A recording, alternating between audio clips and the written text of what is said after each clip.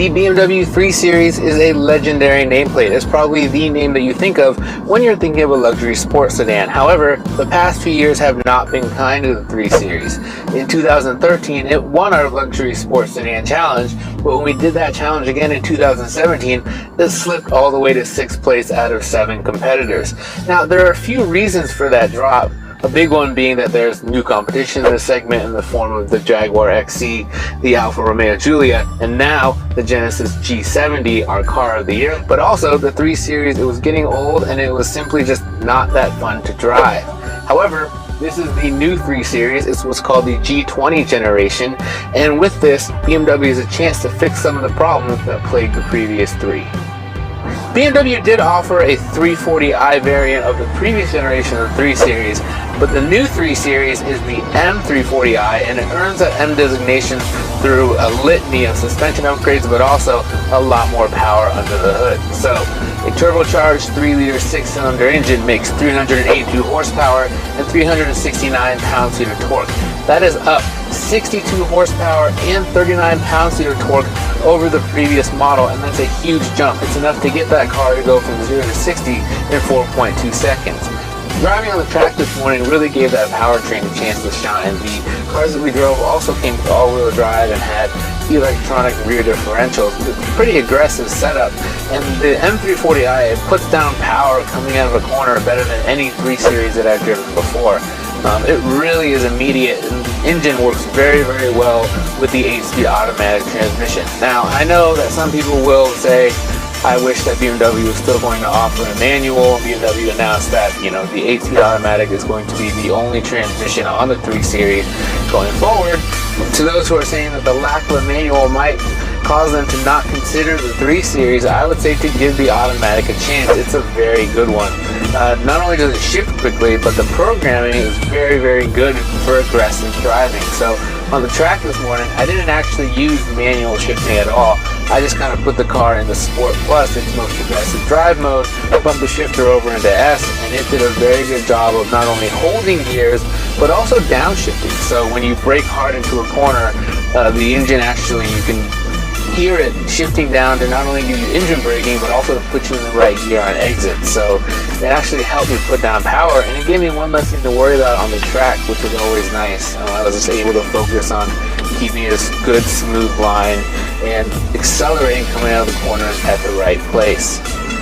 The other thing that impressed me on the track about the M340i was its balance.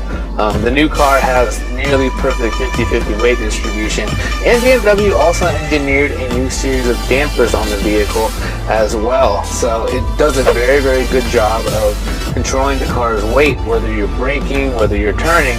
It just remains pretty flat and planted the whole time, more so than the previous 3 Series. The M340i is very close to being a very good sports sedan, but the track time this morning did also expose one area in which I think that it falls a little bit short, and that is steering feedback. Now, that's different than the steering itself. The steering has plenty of weight, and it's accurate. It's easy enough to put the car where you want it on the track, but it doesn't give you enough feedback. And by that, what I mean is, when you're driving hard and you're driving at the limit, you want more feedback from the car. You want to know what the front tires are doing. You want to know how the weight is moving around. You want to know where the limit of your grip is. And the M340i has this weird sensation where as you push it harder, there becomes a point where it becomes a little bit vague. And I'm not sure if that's entirely because of the steering. It could also be because of all the suspension stuff going on underneath you. But there's a moment where it's hard to detect how much grip you have left, and you're not really getting much feedback from the wheel. I can't really tell what the front wheels are doing, and so you have to kind of dial it back. And that vagueness just isn't there in a few of the competitors for the M340i. Most notably, the G70 and the Giulia have excellent steering that I like more. So the M340i ultimately comes very close on the track to being the equal of those cars, but it falls short in that one area. After driving the M340i on the track this morning, I got to drive the 330i on the street in the afternoon, and that is the second of the two variants that BMW has so far announced of the new 3 Series. Now the 330i, a little bit less power but no slouch in its own right, has a turbocharged 2-liter 4-cylinder that makes 255 horsepower but 295 pounds-feet of torque, and that's a really impressive torque number coming out of this engine. It's also a big gain over last year's model. It's a gain of 37 pounds-feet of torque, and the strength of the powertrain is readily apparent. Much like the M340i from this morning, the engine and transmission work very well in concert. It also has an 8-speed automatic, and it's telepathic in kind of the same way that the M340i was this morning. It's generally in the right gear, it shifts quickly, and it also downshifts quickly when you're trying to pass people or for quick merges. I did find that I enjoyed the steering more in the 330i than I did in the M340i, and that might be due to a difference in environment. The M340i we were testing it on a track, and on a track you're pushing a car to kind of the edge. You're trying to kind of see where the car falls short in a way.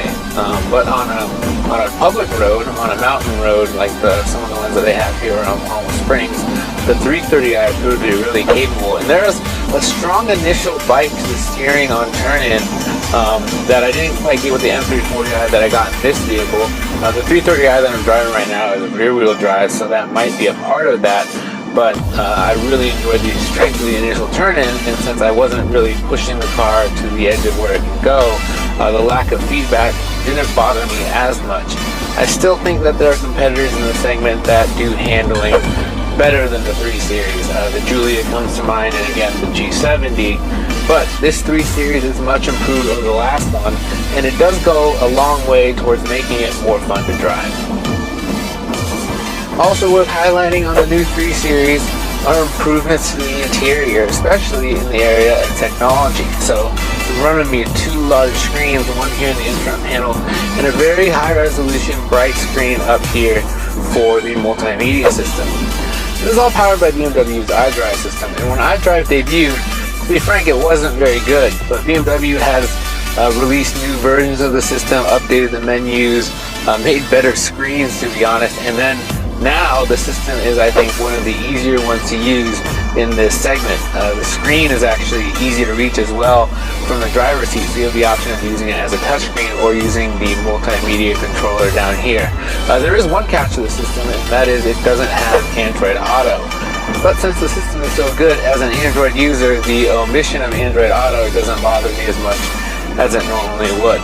There's also a new HUD, and the HUD is unique in that you can move a lot of the information that would normally kind of go on the instrument panel here up into the HUD. So for example, if you use this scroll wheel on the steering wheel, you can actually scroll through the different radio stations on the satellite radio up in the HUD. So it just keeps things higher up in your field of vision.